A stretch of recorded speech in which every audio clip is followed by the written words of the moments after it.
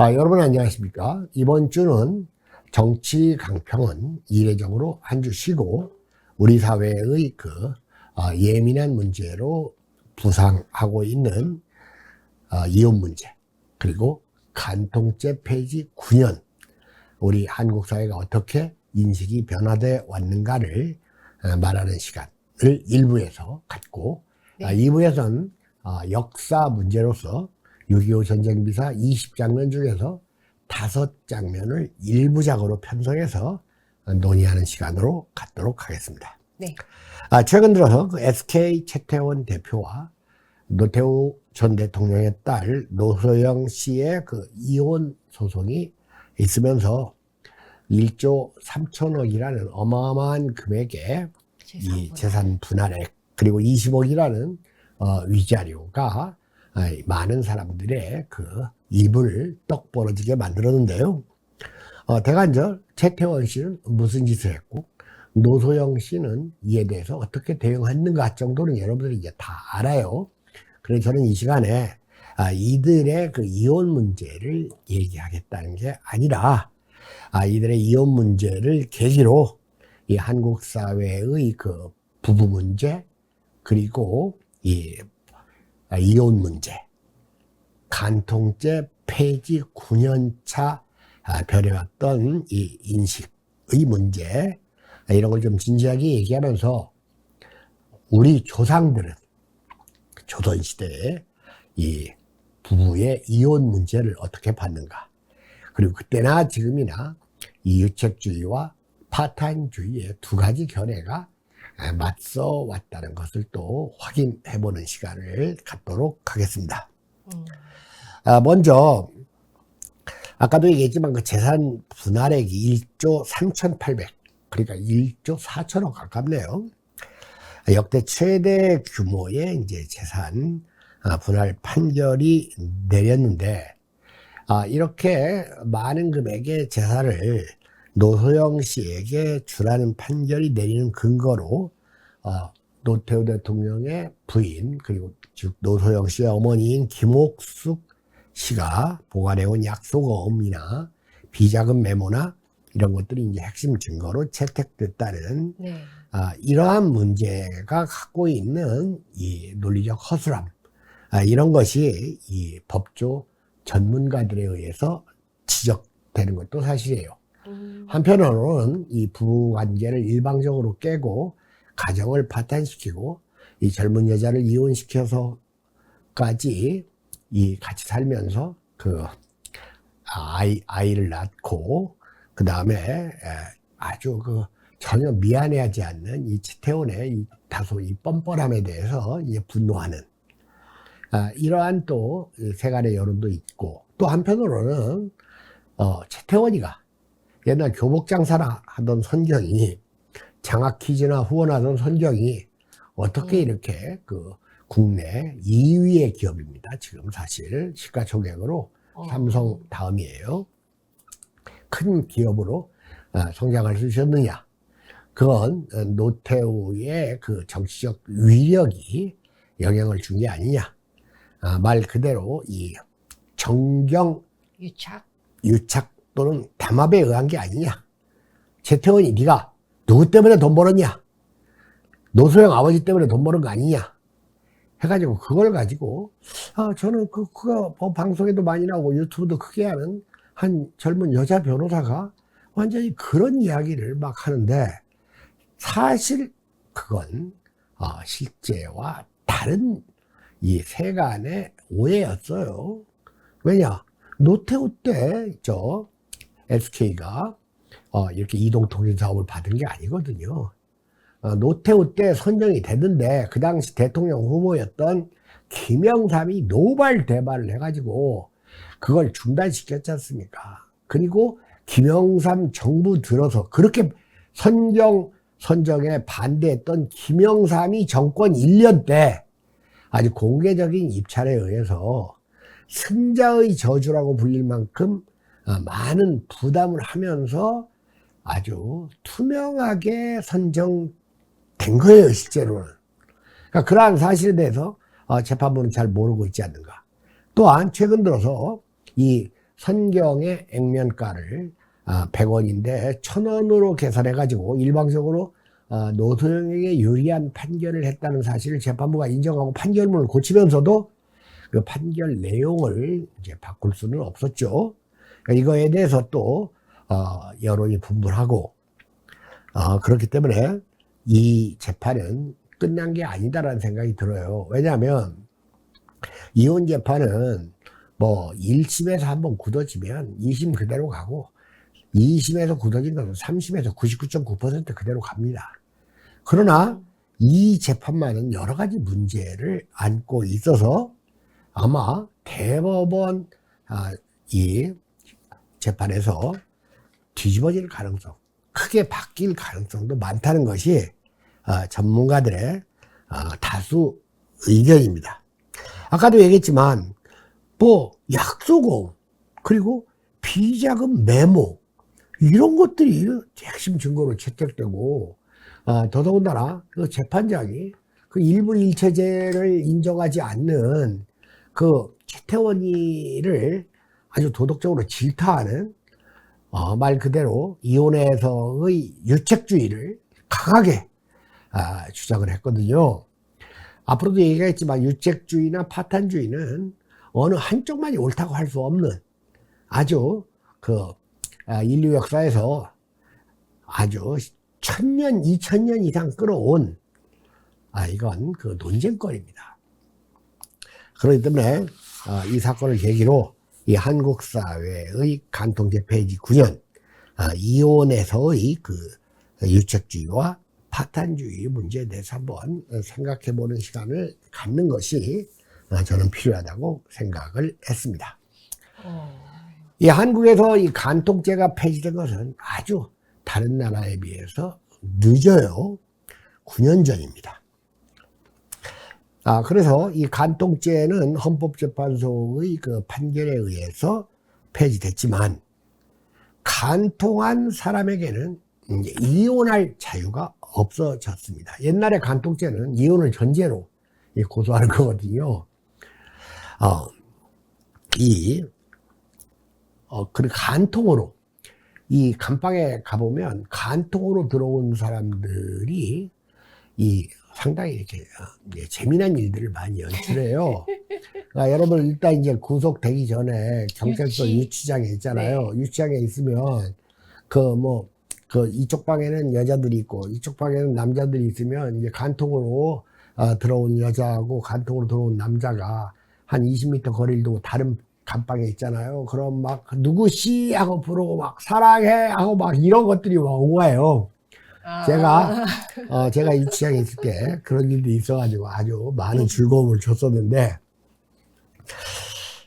자, 그런데 그러니까 옛날에 간통 고소해버리면 그걸로 이제 딱 그 형 살고 6개월 형 살거나 그걸로 이제 깨끗이 관계가 끝나는데, 이 간통죄가 없어짐으로써 오히려 이혼이 어려워졌다 그겁니다. 그러면서 또 판사에 따라서 바람을 피워놓고도 반성이 없다 해가지고 위자료를 이제 많이 때리기도 하는데, 사실 간통이라는 것이 이제 성도덕과도 관련이 되는 거고, 또 인간의 어떠한 그 내면적 가치 중에서 가장 우월한 가치라고 하는 사랑의 문제하고도 또 연결이 돼요. 일부가 그렇지만 그걸 전적으로 이렇게 그것을 도덕적 파탄자라고 몰아붙이기에도 뭔가 이렇게 석연치 않은 이런 게 있지 않습니까? 2015년입니다. 이 대한민국은 이 헌법재판소의 판결을 아주 많은 국민들이 이제 예의주시했어요. 원래 이 간통을 저지르면 2년 이하 징역에 이제 처한다는 이 조문이 형법 241조에 있었어요. 네. 보통 6개월. 그리고 약간 이제 질이 나쁘면 1년 정도 이제 살았어요. 자, 그런데 이거에 대해서 계속 이제 간통죄에 대해서 반대하는 의견들. 혼인과 가정의 유지는 당사자의 자유로운 의지와 애정에 맡겨야지 타율로 강제될 수 없다. 뭐 점잖게 얘기하면 이거지. 너희들 국가가 뭐길래 니들이 이 침실에서 일까지 간섭하냐. 이런 그 개인주의적 논리가 또 있을 수가 있어요. 그런 거야말로 알아서 해야 될 거 아니냐. 응? 그런 논리가 있을 수 있다 그겁니다. 남녀 간의 사랑, 남녀 간의 어떤 이 성적인 이 나눔, 이런 것까지 법이 간섭할 수는 없다. 이제 이렇게 얘기할 수 있어요. 그래서 일단 간통죄를 폐지한다니까 반대 여론이 컸었어요. 그 당시에 간통죄 폐지에 반대하는 사람들은 그게 간통죄를 폐지하자는 거지. 간통을 용인하자는 게 아니었거든요. 그렇죠. 네. 그러면서 이제 사실 그 당시에 전 세계적으로 특히 그 선진국들이라고 일컫는 나라들은 90% 이상이 이 간통죄를 없앴고 거의 다 없어진 상태였어요. 우리나라에서 간통죄가 확립된 것은 1953년입니다. 그리고 이 간통죄는 환갑을 넘겨서 62년 만에 폐지가 됐습니다. 2015년에. 이게 간통죄 이 폐지 이 판결이 나자마자 아주 대박을 친 사람들이 1779명이 있었는데 간통죄로 깜빵에 있다가 다 일거에 풀려났던 겁니다. 네. 성적인 자기 결정권을 억압하는 이 법이 현대적이냐 이런 그 지적과 함께 이 간통죄를 폐지하자는 이 간통죄는 헌법에 위배되는 거 아니냐는 이러한 위헌 심판 소송이 무려 5차례나 전개됐던 겁니다. 네. 자, 여러분들 일단 가정을 벗어나 가지고 남자 또는 여자가 혼외자와 이제 네. 같이 뭐 사귀거나 살면서 여기에다가 또 자식까지 이제 생산을 하면 여러 가지 문제가 제기되는데 이번에 최태원 씨가 이제 그런 경우죠.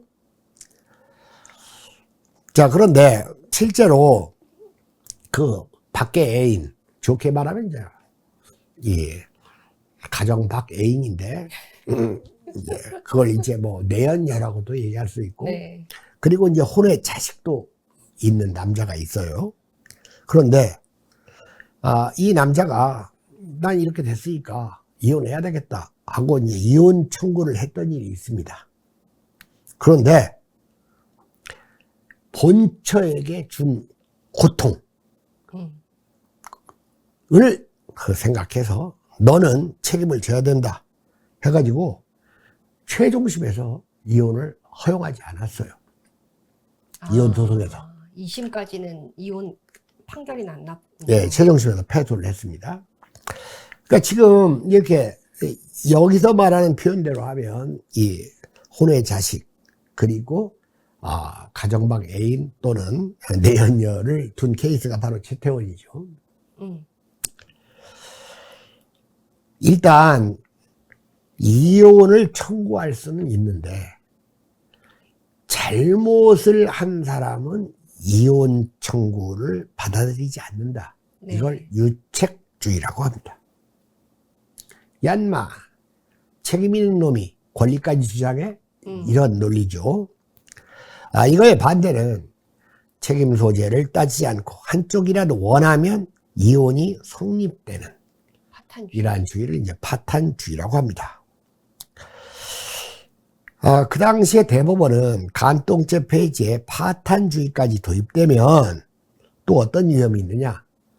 중혼, 더블 결혼, 중혼을 인정할 위험이 있다. 그래요? 그러니까 간통죄를 이제 뭐 폐지하면 혼인하고 또 저쪽 또 딴 사람하고도 이제 혼인할 위험이 있다. 근데 이렇게 방금 우리 김경환 선생님이 의문을 표시했듯이 딱 와닿는 논리는 아니죠. 네. 근데 주어는 지금 이 법률상 금지되어 있습니다. 네.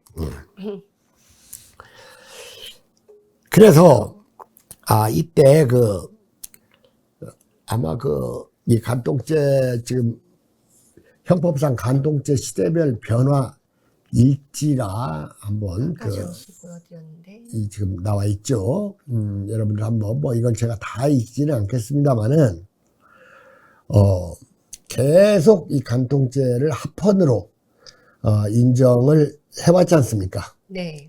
합헌으로 계속 인정을 해가지고 1989년부터 이러한 위원 재판이 이제 진행되어 왔고 이 2008년 들어서는 재판관 4대5 의견으로 아슬아슬하게 간통죄를 합헌이다 하고 났는데 2015년 불과 7년 만에 7대2로 간통죄는 위헌이다라고 결정이 나버렸어요. 그러니까 여러분들 그러니까 헌재의 판결이 고정불변의 것이 아니에요. 그러네요. 옛날 우리나라 행정수도 이전에 대해서 헌재에서 위헌이라고 판결을 내렸잖아요. 그래 그건 고정된 게 아닙니다. 다시 위헌 소송을 할 수가 있는 거예요. 네, 여기 네. 5번이나 있으니까. 그러니까요, 이렇게 변해 왔는데, 대법관들, 이게 이제 그때 이런 최종심에서, 네. 이 잘못한 놈이 뭔 이혼을 청구해 해가지고, 이 패소시켰을 때에, 이 대법관이 13명이었었는데, 자기가 유책주의를 더 중시한다는 대법관이 7명, 파탄주의를 중시한다는 대법관이 이제 6명으로 또, 이렇게 조사됐던 적도 있어요. 자, 그래서, 유책주의는 유지하되, 예외를 조금 허용하자 정도로 이제 바뀝니다. 우리나라 이 대법관들이. 다시 말해서 이런 경우가 있어요. 자기가 별로 결혼 생활 하고 싶지 않고 실제로도 안 해. 근데 이 바람 피운 놈 또는 바람 피운 년 너무 미운 거야. 그래서 골탕 먹이려고 끝까지 이혼 안 해주는. 여러분들 제가 이거 개인 신상 문제라고 제가 밝히지는 않겠습니다만은 우리나라의 원로인 척하고 대단한 무슨 학자인 척하는 한 여류가 있습니다. 지금 나이 한 8, 90 되겠네. 이름만 되면 누구나 알 거예요. 그 여자가 그랬습니다. 4, 50년 동안. 징글징글하죠. 그러니까 이렇게 복수심에서 이혼해 주지 않는 경우. 그 다음에 부부간이 파탄 난 것이 오래됐어. 심지어는 무슨 중대한 범죄도 공소시효가 있잖아. 네. 파탄 난 지가 너무 오래돼가지고 대간절 이제 와가지고 수십 년 지나서 잘잘못을 따지는 게 뭔 의미가 있냐. 이런 경우에는 파탄주의, 유책주의를 유지할 수 없다 정도의 이제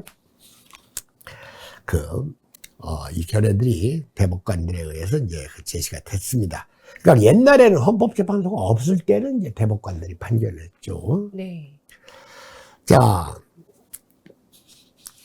이 불륜을 이제는 단죄하지 않는다. 간통죄가 없어졌으니까. 그러나 이혼할 자유는 없다. 네 멋대로 이혼할 수는 없다. 그런데 사정 봐서 이혼시켜줄 수 있다. 이런 식으로 지금 바뀐 거예요. 자, 여러분들 홍상수 감독 아시죠? 네. 그리고 이 김민희 배우. 자, 여러분들 잘 알 겁니다.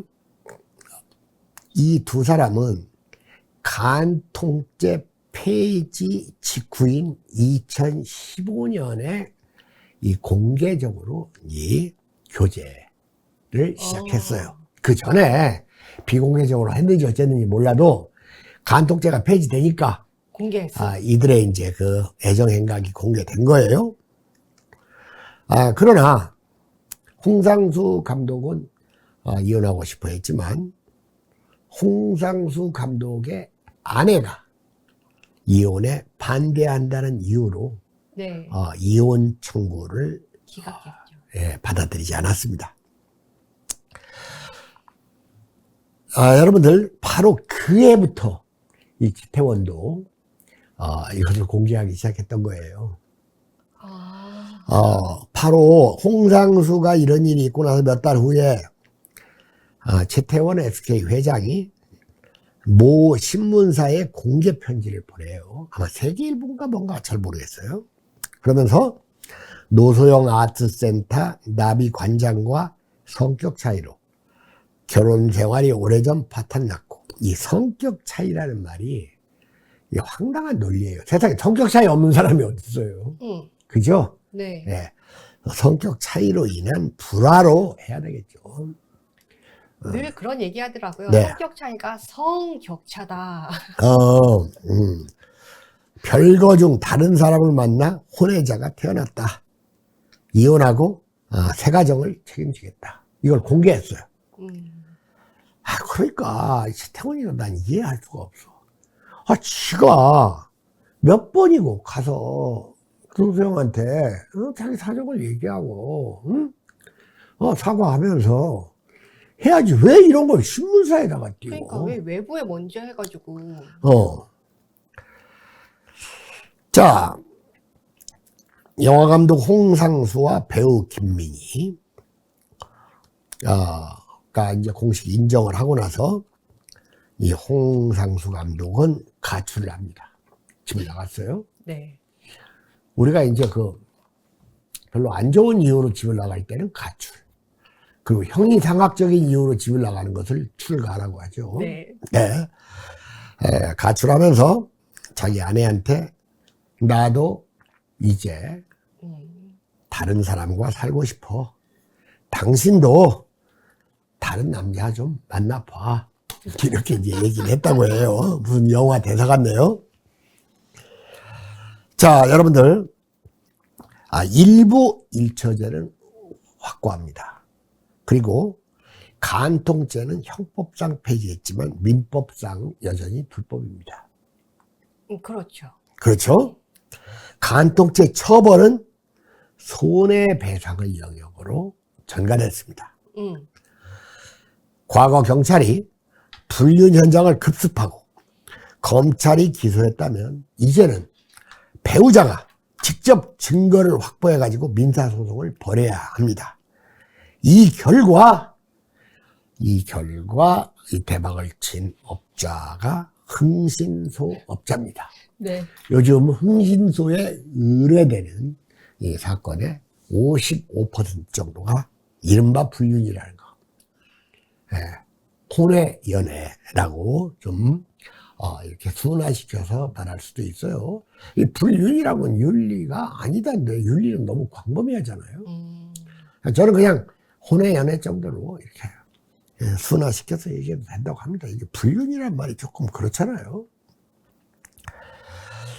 자, 지난 9년 동안 가정을 파괴한 자들이 설치는데 벌할 수 없다. 이제 이런 인식이 생기니까 오히려 간통죄에 대해서 바람핀 사람에 대한 적개심이 이제 점점 더 커진 거예요. 그렇잖아요. 옛날에는 바람 피웠다가 빵살이 하면 좀 불쌍하기도 하다. 저도 그 간통한 사람들 둘이 막 감방에서 막 당신 어쩌고저쩌고 하는데 좀 불쌍한 느낌도 들더라고요. 네. 자, 그래, 이런 여론이 확산되니까 혹시 이게 교사들 중에서 이제 바람 피운 사실이 알려지면 막 완전히 학부모들이 막 나서가지고 쫓아내려고 하고 이런 퇴출 운동을 벌이기도 하는 일이 있었어요. 이런 사회 분위기 때문에 원래 이혼은 유책주의에서 파탄주의로 가는 것이 이른바 이 진보적인 현상이라고 얘기를 해요.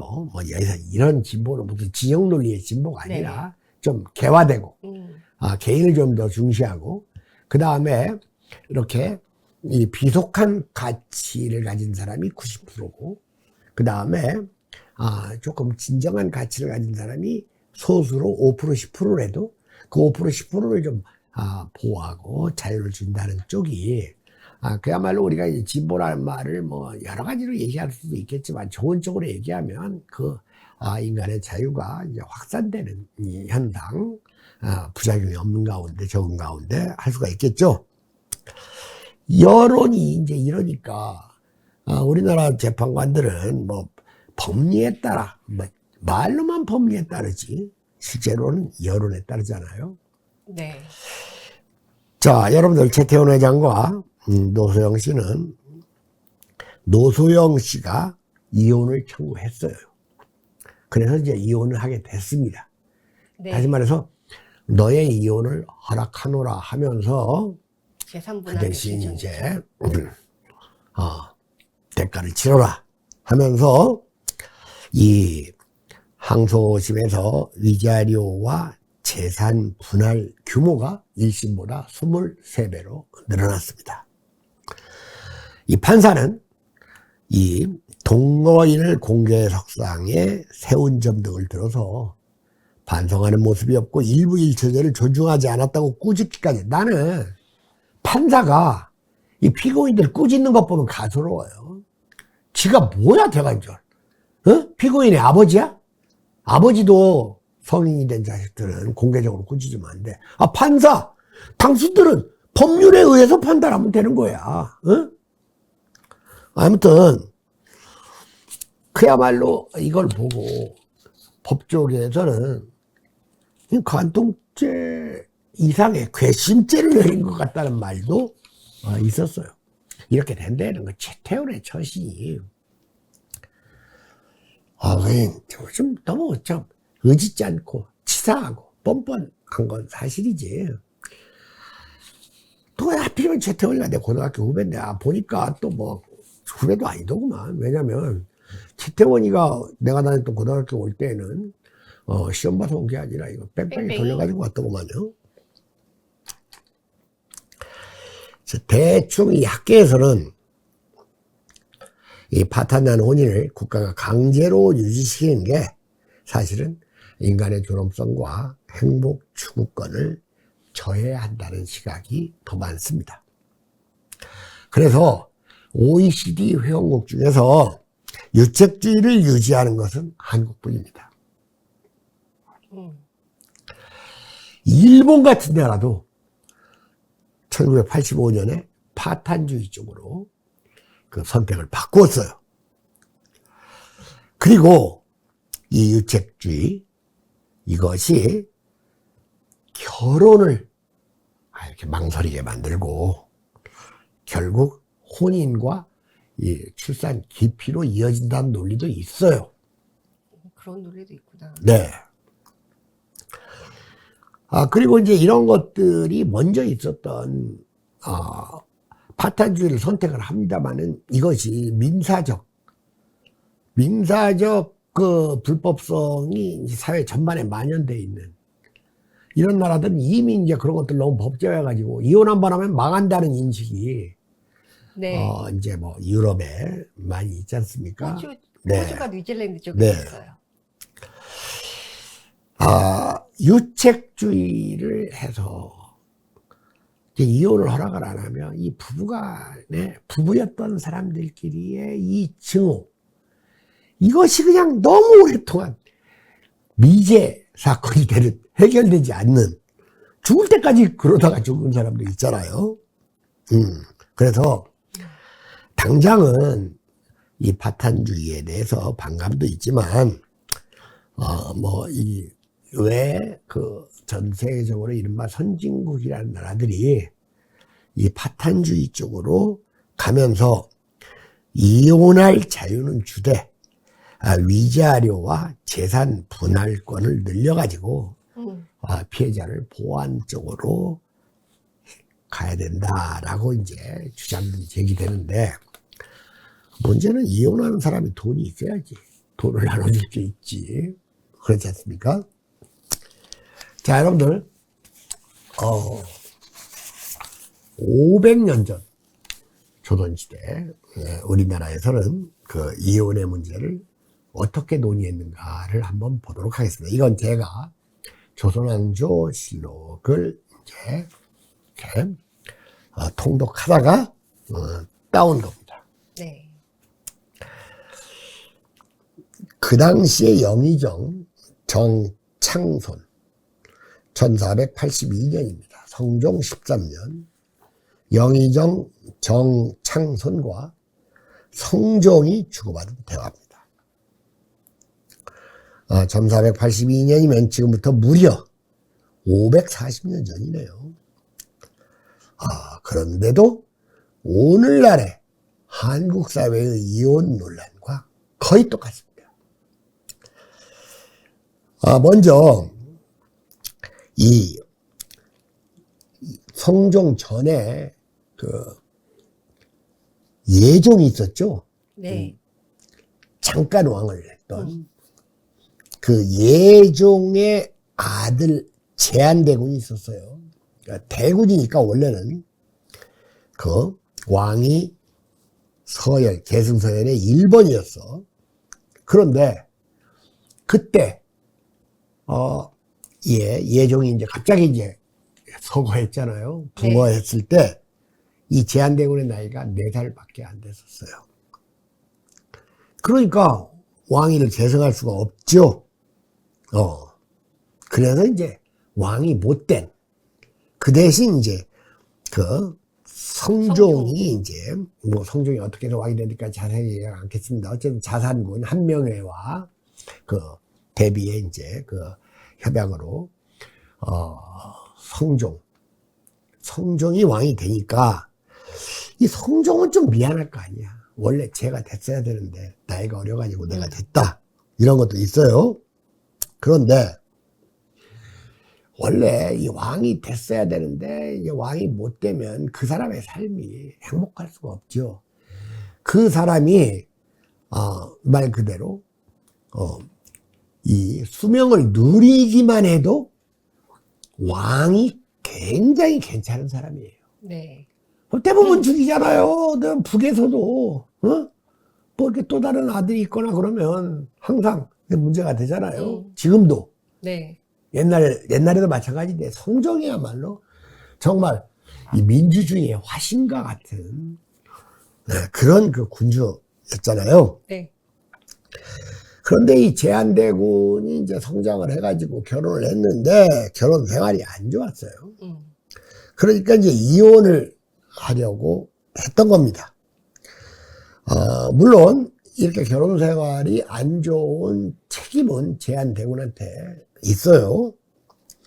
그러니까 과연 이 이혼을 시켜야 되느냐 말아야 되느냐를 놓고 이 군왕과 재상이 이제 논쟁을 벌인 기록이 이 성종실록 성종 13년 1482년 12월 11일자에 실려 있습니다.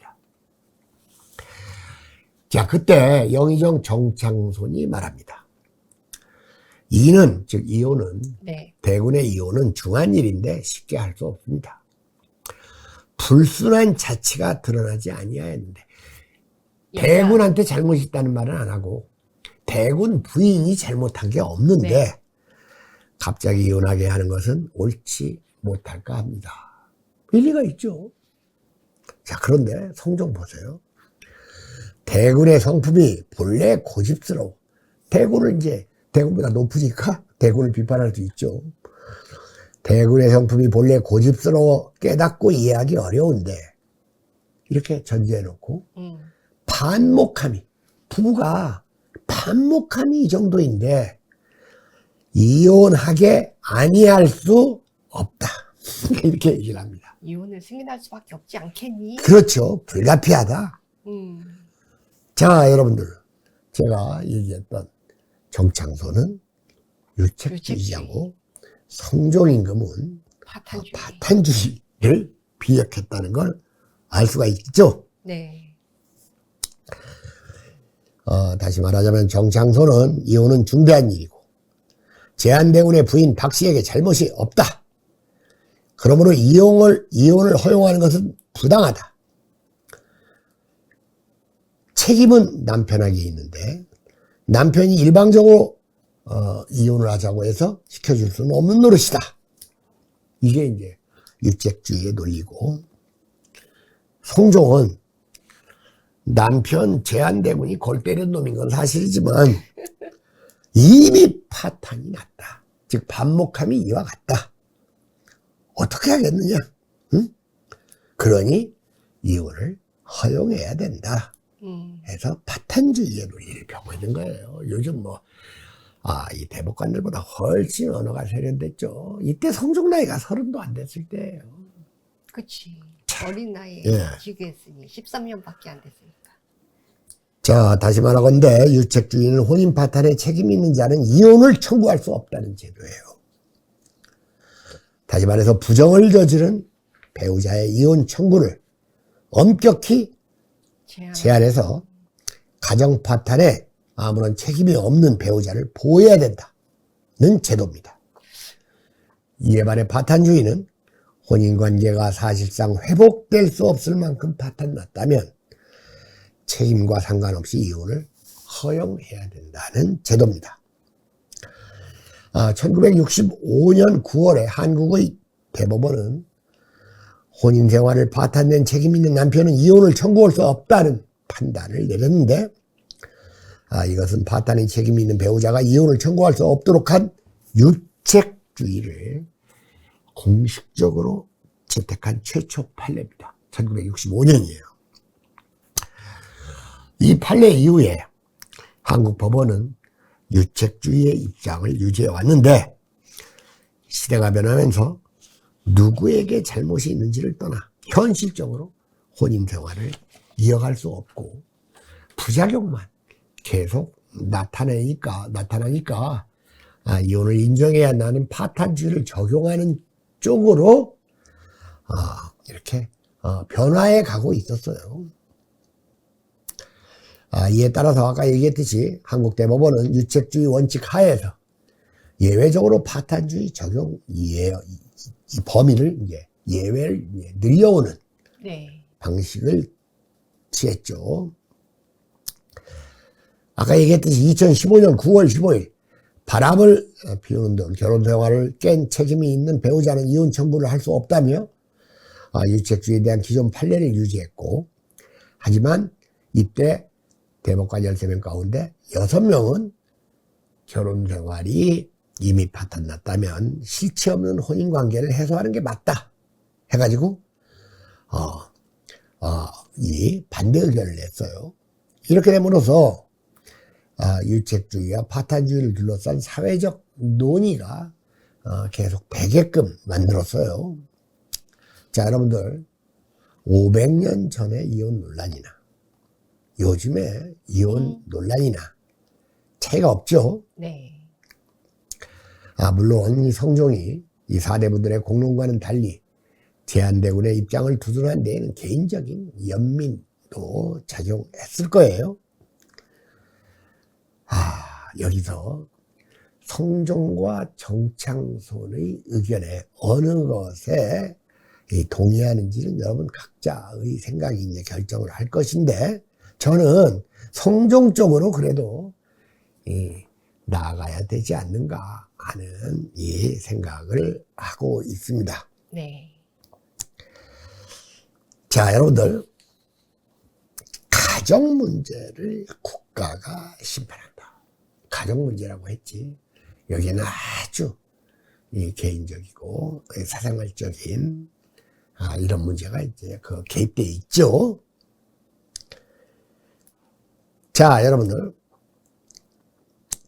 저는 이 개인의 결혼이라는 것에 찬성하지도 않고 반대하지도 않습니다. 그리고 출산에 대해서도 찬성하지도 않고 반대하지도 않아요. 일반적으로.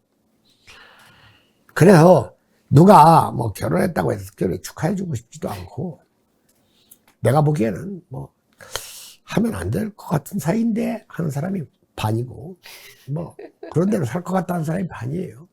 뭐, 이혼했다고 해서, 뭐, 잘못했다라든지, 불행해졌다, 이런 생각도 또 안 하는 편입니다. 옛날 제 친구가 있는데, 야, 결혼해서 산다고 해서 다 사는 게 아니여? 이런 말을 했던 내 친구가 있어요. 지금 미국에 가 있는데, 10쌍의 부부가 있다고 해봐. 거기서 제대로 사는 쌍이 몇 쌍이나 되겠어? 하더니 한두 쌍일 거야? 그러는 거예요. 그거 없는 얘기도 아니잖아요, 또. 한두 쌍일 거야 하고 나머지 뭐 5, 6, 7쌍은 그냥 결혼했고 애들도 있으니까 그냥 사는 거고 맨 마지막 한두 쌍 얘들은 이건 사는 게 아니요. 이런 말을 했던 내 친구가 있어요. 사실 그 결혼했다는, 결혼식을 했다는, 결혼 신고를 했다는 이유로 평생을 이제 묶여 살아야 한다면 이것도 문제가 있는 거고, 이 세태원이처럼 이게 뻔뻔하게 이렇게 이렇게 먼저 있었던 친이와 약속을 깨버리는 것도 다 문제는 있어요. 저도 그렇지만 여러분들도 사실 이 결혼의 덫에서 탈출하지 못하고 있는 게 사실이에요. 저는 제일 좋은 게 살다가 둘 중에 하나가 싫다고 하면 갈라서는 게 저는 맞다고 보고, 저는 결혼하기 전에 지금 살고 있는 여자와 바로 그런 한쪽이 싫다고 하면 끝난다라는 MOU, 양해약서를 체결하고 오늘날까지 살아오고 있다는 이 사적 제 입장을 밝힙니다. 자, 오늘 이 간통죄 페이지 9년 유책주의와 파탄주의 이것으로 마치겠습니다. 수고하셨습니다.